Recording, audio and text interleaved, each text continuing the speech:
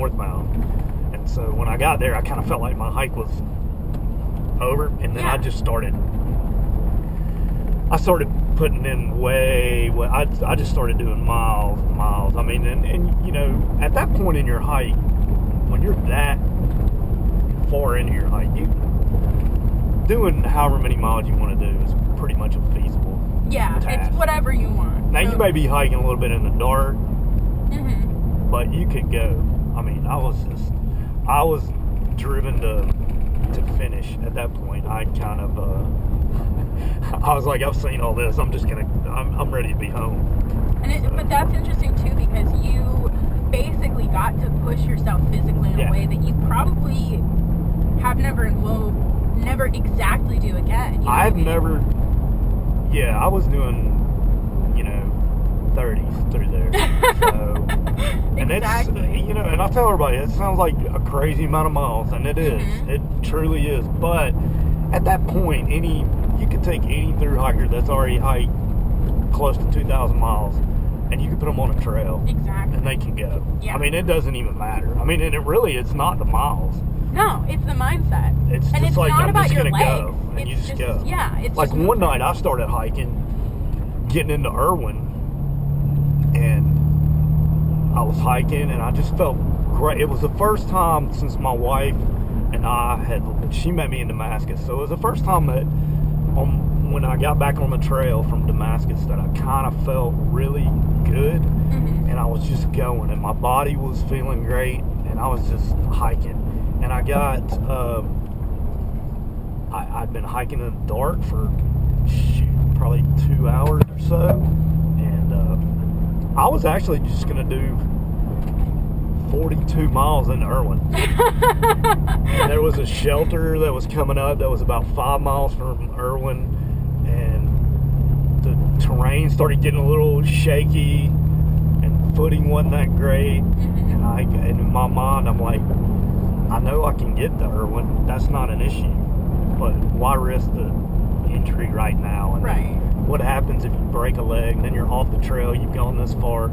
So I pulled up at that shelter. But so you have those moments where you're on the trail where you just feel like you feel so good that you can just go. Totally. You'll get to it's some people call it like the flow state.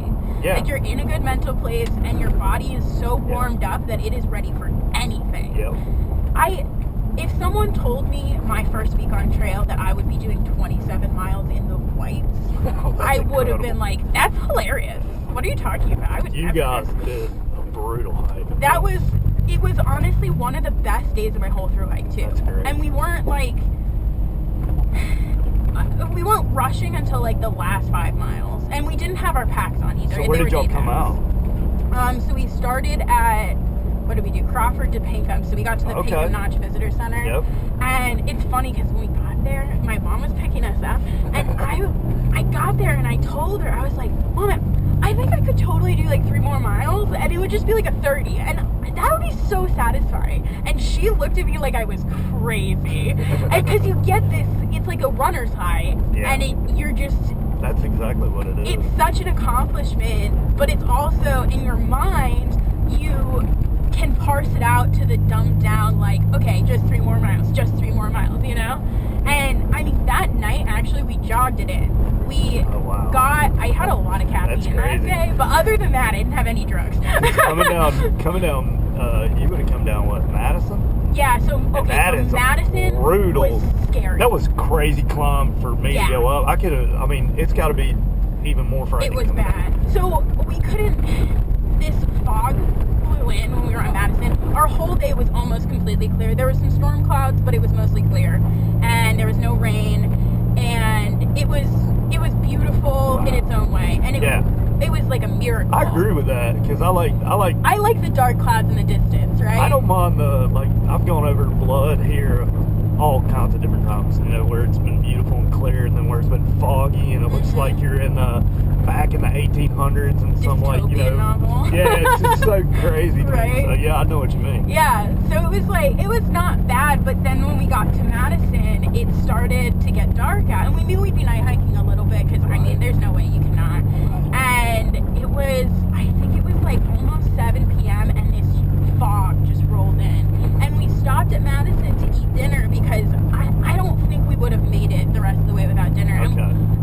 know how many miles we still had. Probably like 8 or 10 or something. Like enough that it was Down to Pinkham. It was a good amount. That's a huge hike. Yeah. So we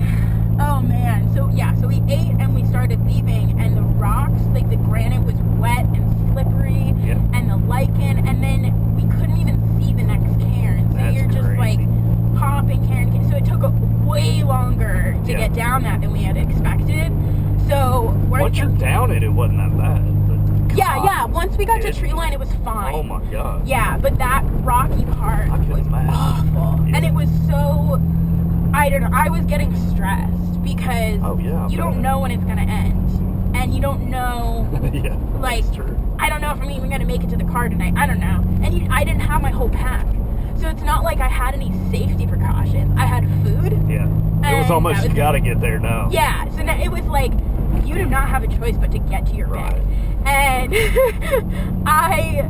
I always tell Miles I do better with long distances when I know that my bed is at the end. Like, I will go anywhere for that thing. I love sleeping. That's awesome. Now that I know how to do it. Yeah. But it was, once we got to tree line, we were like, all right, we gotta book it because Mom's Right. gonna be here at 9 and she's not gonna see us, and then she's gonna worry, and it's dark out, and we're cold, and we're tired, and we're hungry. You know, it was just Yeah. like the list. And by that point, we had 5 miles left, and our legs were fine, like they were numb, Right. but our heads were kind of like, I can stop now.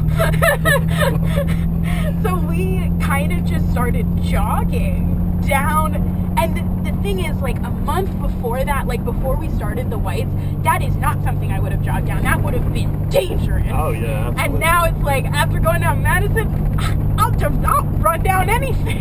Yeah. So we're like running down this trail, and we got to where it had the like carriage road. Yeah. I know what you're talking about. Yeah, and so we were just running down Yeah, the carriage that's what I road. was saying. That road right there. Oh, it's so flat. leading into Pinkham would have been a piece of cake. After what you've already done, Exactly. it's like, wow. And then we got to the parking lot, and the pavement under my feet it was almost painful because of all the impact I'd already Right, had. right. And I was just like, wow, okay, here's That's some pavement. That's awesome. And then you just limp to the car, and you're like, yeah, Mom, I could totally go 3 more miles. Yeah, but I that did was- my story was my first day in the whites. I was gonna stop at Carter. I actually did, and then tried to do work first day. She wasn't having it, so I was like, well, I'm not gonna camp behind your place. I'm just gonna keep hiking then. There's too much daylight. So I ended up going to Wildcat and camping up on top where the ski lifts were. Yeah. So that night I'm looking in my guidebook, and I was like, all right, Mount Washington, 18 miles. I'm looking at it, I'm like, damn, that's gonna be a brutal hike. I don't think I'm gonna do it. And then I looked at the date, and I realized my birthday was that next day, and I was like, you know what? I'm gonna do it. And it kicked my ass. But I got there. I ended up getting to Lake of the Clouds hut around 7:30, 8. Nice. They were really cool and let me do workers day. I was like, there's no way that's gonna happen. But yeah, so I think Lake of the Clouds is like one of the only ones that will make exceptions for workers day, because they're like, we know that you could die of exposure. So. yeah, I agree. I think They were. they Really did nice. they did me a good deal. I was very appreciative. But My friends got eloped on Mount Washington, oh wow. and they had reserved bunks at Lake of the Clouds, and they got there, and there were no bunks near each other, and they had their tents and everything, but they were exhausted. Right. And the hut keeper told them that they could camp out on the lake if they wanted to. Oh wow. And it's like a total exception, like no one gets to do that, and like only the hut master against the society does that. And they were like, you know what, we're just gonna sleep in these bunks, we're so tired. And they said that is the one thing they regret for their whole lives, is not camping up there. Yeah, that would be so surreal. that would have been cool.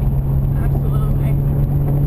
I'm so glad it's not raining today, because I was thinking about my poor little Prius driving up this road, and I came up the other way. Which side did you come If you come up the one from- that's closest to Amicalola. Yeah, Because I was at Amicalola. That's a vicious road. Oh my gosh, it's so much worse than this side. Yes. Like drastically. Well, this is the longest way up.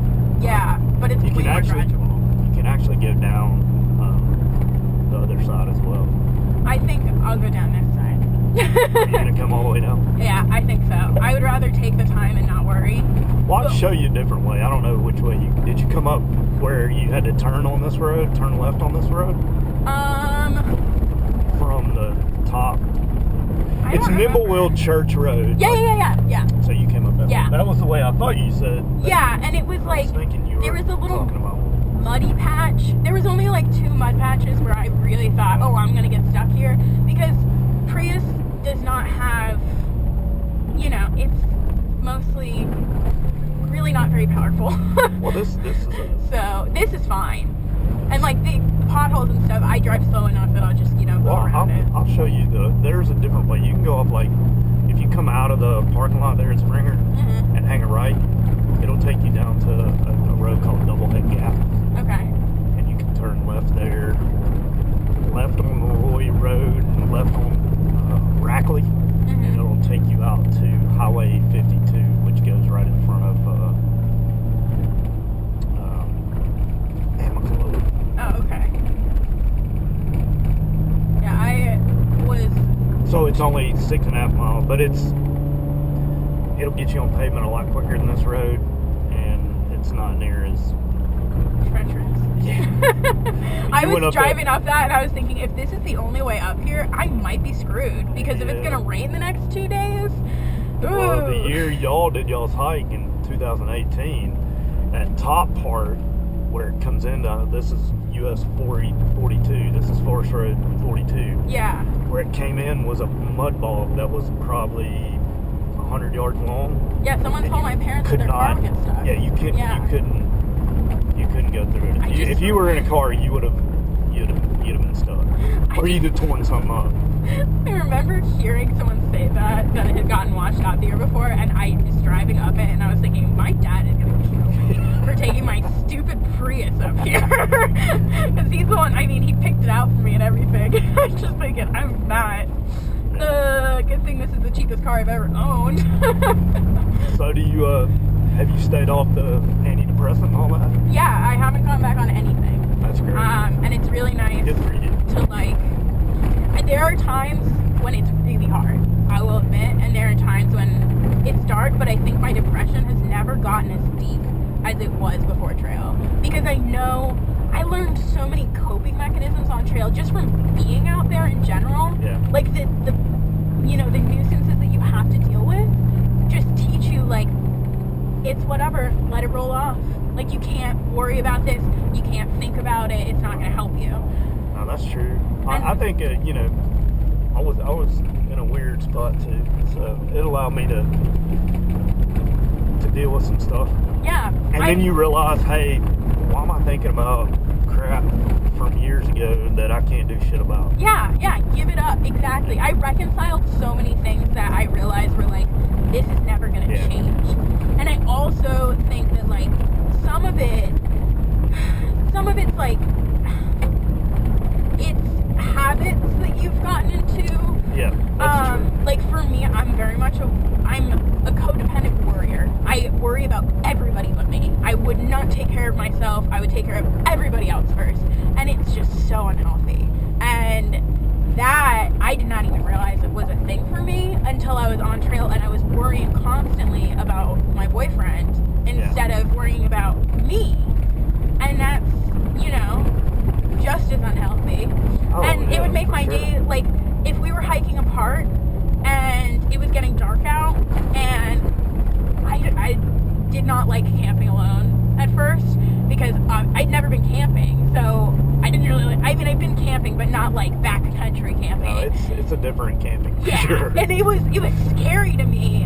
And so, like, there was one day where he hiked ahead of me, and this is after we'd been together for like months. Like, we met in Virginia, this was in New Hampshire, and he hiked ahead of me, and I didn't see him again, and there was no cell service. And the whole day, I just worried about him. Yeah. And then the whole night, I just worried. it's like, why am I worrying about him? Why does that matter? Why am I not worrying about myself? Yeah. Why don't I care about myself? Do I not care about myself? Is that a thing? And that guy's getting it. And then he probably is a ranger. Ah. They've got the Camp Merrill down here. So I think also the nice thing that the trail teaches you is that exercise can change your mind. Oh. Well, if you listen to Rogan, you know. Yeah. Oh, yeah. A lot of stuff when he has those guys on that are, professional trainers, or just professional athletes in general, and they all talk about, or even the people that are the nutritionists and everybody talks about how important it is to exercise and how it does free up your mind and allows you to, it releases different hormones in you as you you're doing something and exercising that help you stay healthy. Yeah. And I think there's a lot to do with that. I mean, honestly, some of the greatest times that I had on the trail was just the fact that you got somewhere after. I mean, there's days when I can remember I ended up hiking with a guy from Vermont to Damascus, and there were days when we would start out and we knew we were doing, say, 26, 27 miles to get to where the next day we could get into a town and do maybe 8 or 9 or 10, so you had a Nero, that sort of thing. And God, I can remember times where it was just like, Jesus Christ, are we there? When are we going to get there? And your body's just like beaten down. And then the next day you could go however many miles and you felt fine and normal. And it was just crazy how. But I love that physicality of it and the challenging aspects of it. The accomplishment. Yeah, absolutely. It gives you, I mean, every day is a goal. Every day you accomplish the goal. You got to where you wanted to go. That sort of thing. I also, it's nice there's something about walking that helps you solve your problems. Oh, yeah. And I don't understand why. I think it's because you have the time, because you're out there, you have the time to reflect. But I think there's something with nature that allows you to feel somewhat comfortable and at ease, and then the physicality, and then your mind goes to a place where you cannot dwell on how hard this is going to be today. You start thinking about all these things, and it does give you the ability. It's almost like a meditative state. I mean, I don't know about you, but there were many times on the trail where I got to hiking, and I could have been hiking for an hour and then realized at some point you kind of come back to reality and you're like, how long have I been gone for? Is that am I on the trail? Yeah. I didn't even seen a white blaze, and you look at your watch and you're like, holy shit, I've been hiking for 45 minutes or an hour. That happened to me. Am I on the trail? And then you get that panic sets in, like, am I on the trail? On Saturday that happened to me, I was freaking out because you know how the Ben McKay,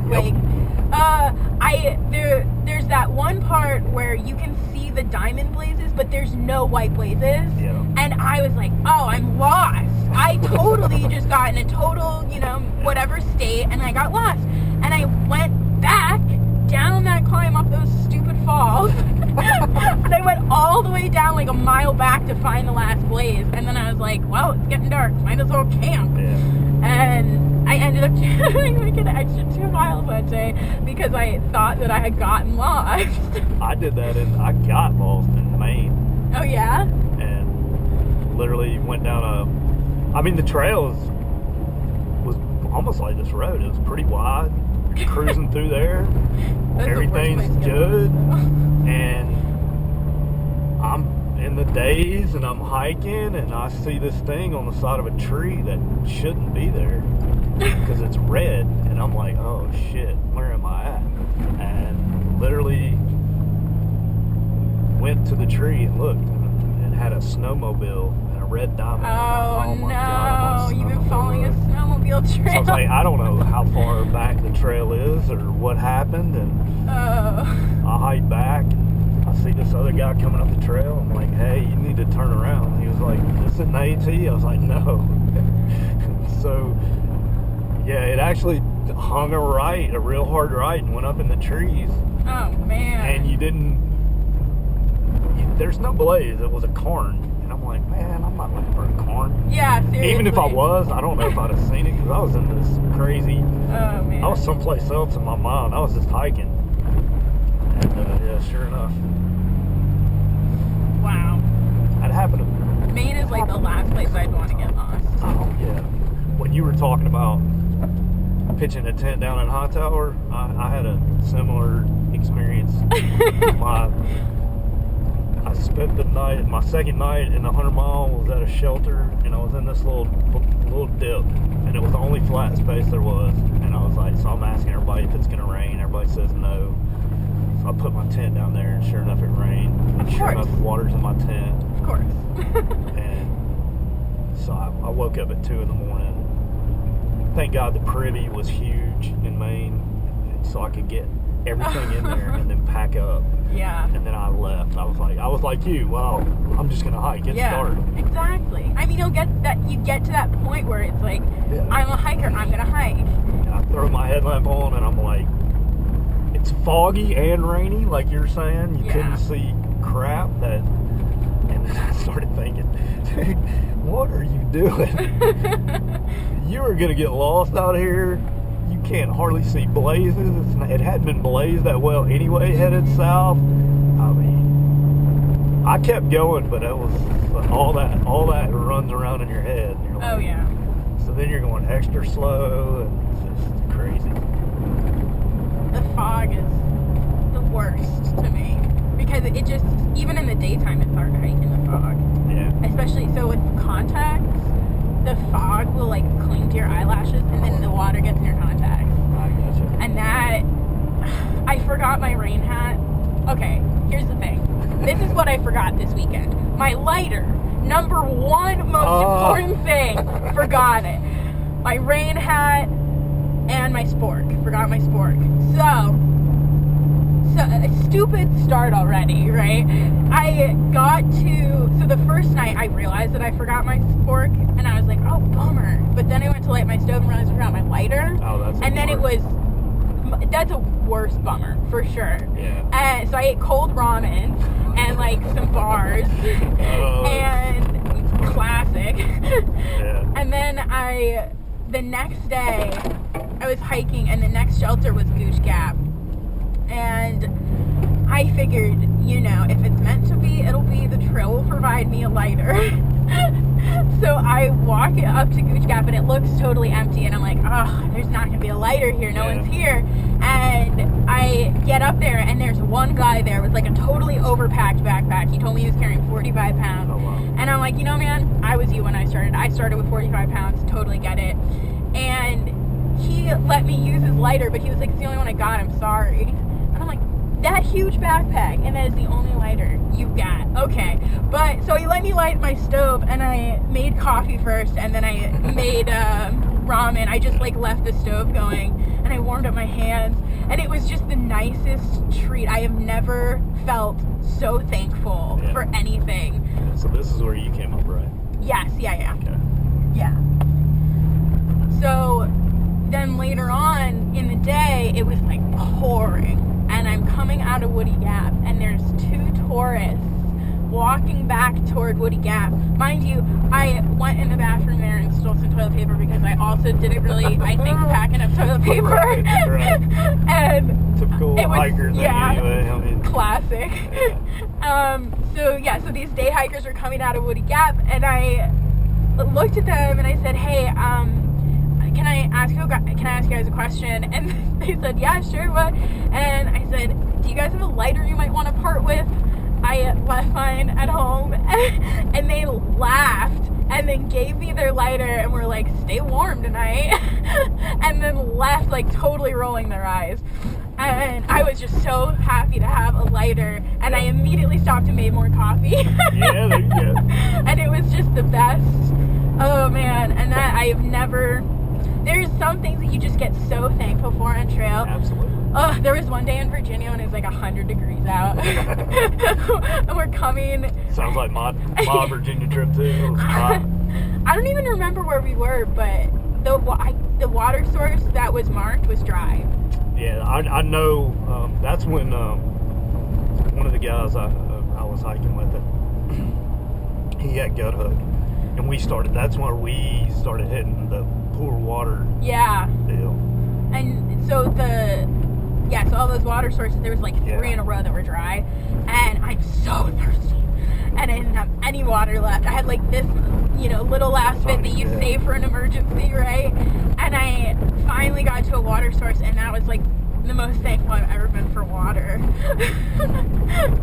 It's so funny how like something so small and like necessary and not something that you don't think about in daily life when it comes out of your faucet could be so meaningful. That is true. So when you finished the whites, was Maine just a necessary evil? Or did you enjoy it? I definitely went into it as a necessary evil, but when we went to start the 100-mile wilderness from Monson, I got Giardia. Oh, wow. Yeah. See, this got way worse. Yeah. I can't come down this. This right here is just, it's not ever been fixed. Yeah. It's been this way since last year. I did not want to go down that, if possible. No, you can follow me off. Okay. I'll go that way. Okay. And I'll get you where you need to get. Thank you so much. Yeah. I spent like 2 days worrying about this. No, don't worry about it. We'll get you off the mountain. I can't believe you drove up here. Oh, I don't know how and this is what I was driving on, and I don't know how I made it through this. And we've had so much rain, it gets muddy. Yeah, exactly. Yeah, so I got Giardia in Monson. Okay. And my sister lived in Bangor at the time, so she came and picked me up. Okay. And I got antibiotics, and then we realized that I'm supposed to be the maid of honor in my friend's wedding, like 4 days later. Oh, wow. So it's definitely not enough time to finish the 100-mile wilderness, and it's not worth making my parents drive the 5 hours to come pick me up. So my sister drove me to, my dad is a recreational pilot. Oh, wow. So he flew to Bangor, and my sister brought us to the airport, and my dad picked us up. That's awesome. It was great. It was like 5 hours was like 35 minutes. Yeah, I was going to say, that sounds like a treat right there. And I was so sick that I was like, yes, the plane made me more sick, but if I had to be in a car for 5 hours, oh my gosh. 10 times worse. Yeah, and it probably would have taken like 8 hours because we would have stopped every 5 minutes to throw up. So that was really, like, thank God. And then after that, it was like the 100-mile wilderness was all we had left. And at first, it felt kind of like a chore because the beginning of the 100-mile wilderness, when you're going northbound, it's just all the mountains. Yeah. And I don't know why, but I just felt so tired all the time. Being sick. Oh yeah, it was probably the Giardia. But I was just exhausted. Everything felt so much harder than it should have. And finally, there was one day we were on top of a mountain and we realized that we only had like 3 mountains left or something. Yeah. And it was sunny and it had rained the night before, so we were drying our tents up on this bald, and Miles was like holding his tent up in the wind to try to get it to dry, and it just suddenly I was like, this is kind of pretty, it's kind of nice, right? Yeah, so we sat there and it started to get cold, but we didn't really want to keep going yet, and we bundled up in our tents that had finally dried and just sat there in the sun, and that's when I realized I was like, this is it, this is the end, and you're not ever gonna be a brand new thru hiker again. It's never gonna be your first time again. Yeah. And it's like sex. It's never gonna be your first time again. Granted, for me that was good, but I don't know about thru hiking. Yeah. And it just sunk in that like, oh no, we have to go home after this and like live real lives and go to work. And at that time, we hadn't even really decided, like, are we going to live together after trail? What's going to happen? Right. So I'm thinking, like, oh my God, I'm not going to see my best friend every day anymore. What am I going to do? Yeah. And so I started to, again, be more positive and grateful and, like, look at things for the beauty. Yeah. And even when it rained after that, I still saw some kind of beauty. And the 100-mile wilderness was so special. Like, it's so special in its own way because there's no towns, there's no noise, you got a more romantic view than mine. Well, yeah, because that was your start. Oh my God, if that was my start, I would be like, I hate the trail, I'm never doing this again. Yeah, somebody asked me about Maine, I'm like, yeah, I do all of Maine except for the 100-mile one. And they were like, really? Was that bad? I was like, dude, I cannot begin to tell you how many mosquitoes there are in 100-mile yeah. See, I didn't have any mosquitoes. I was like, I was ready to just go. Somebody met a younger lady, in one of the shelters. She asked me, I don't know. I went into my hike really in shape. So I had trail legs. I'd been hiking up here 60, 80 miles a week. Worked out. Everything I was reading about Maine scared the hell out of me. So, yeah, when I got there, I was ready to go. And she was like, why are you hiking so fast? I was like, I'm not sticking around in these bugs. I can tell you that. I'm going. Yeah. Yeah, if there were bugs, it definitely would not have been as romantic. But I bet Katahdin had to be unbelievable. Well, the thing is with Katahdin, I got up there and I thought I was going to be bawling and like kissing the sign and so excited to get there. And I just didn't feel anything. I had a weird, I didn't know what to feel. I had I was like, am I supposed to be happy? But I'm done hiking. Am I happy? Right. I'm done hiking. So I know what you mean. It was a little. You had this mixed emotion, so it pretty much sweet and it neutralizes. Yeah, exactly. Yeah, totally. That's exactly what my experience. And was. on the way down, we just kept saying to each other, "We're done. We're done." See, that's the muddiest this little car's ever been. It's not even that muddy. So tell everybody your name and trail name, and then your podcast so they can look at it, because I'm going to definitely check it out. That'd be great. I appreciate it. Yeah, so I'm Rachel Meltzer. My blog website is trailnamehere.com, and you can find the podcast on there. The podcast, if you search for Trail Name Here, you'll find it. And yeah, my trail name was Life Alert. Life Alert. My second night on trail at Gooch Gap Shelter, I slipped and fell and tore my IT band, and everyone decided my name was Life Alert. Because I think I picked you guys up. Yeah, that's when you picked me up. Gooch, yeah. At where Fresh Ground was. Yeah, totally. That's awesome. That's awesome. Wow. Full circle, man. Yeah, no doubt. And I appreciate you calling me and using me. Thank you. Yeah.